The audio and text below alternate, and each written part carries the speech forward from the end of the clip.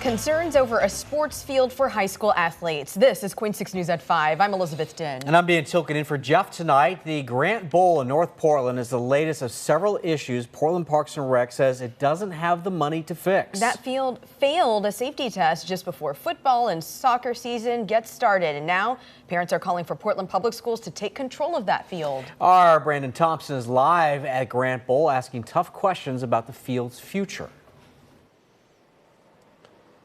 Parents tell me that they had a one-day heads up that the field was not usable before practices started. Now, essentially, the problem is that there's not enough cushion in the artificial turf to safely play high school sports. It's one of $600 million of maintenance projects Portland's Parks and Recreation says it doesn't have the money for.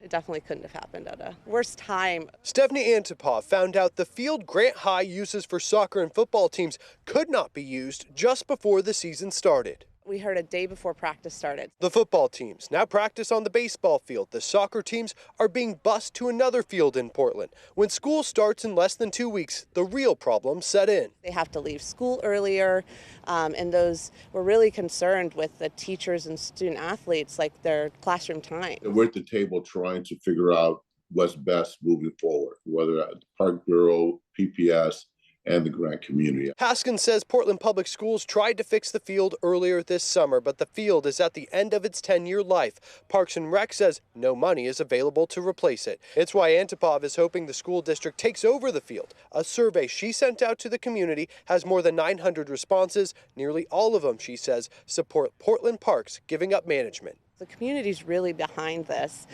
goal of having PPS do or manage the operations of this field. On the surface seems easy, but there's a lot of things that go into that. From not having enough money to replace lights at several parks in Portland, the Columbia Pool shutting down indefinitely, there are $600 million of maintenance projects over the next 15 years Portland Parks says it does not have the money for. While no one from Parks could do an interview today, Commissioner Dan Ryan, who oversees it, says, quote, "The maintenance backlog of our parks requires Portland Parks and Recreation to think differently and plan appropriately to mitigate cases like Grant Park, and that plan is currently being built." Commissioner Ryan says he has meetings on Monday to discuss a solution to this field. Now, PPS says it recognizes the community's desire around Grant Park to keep access open for the public.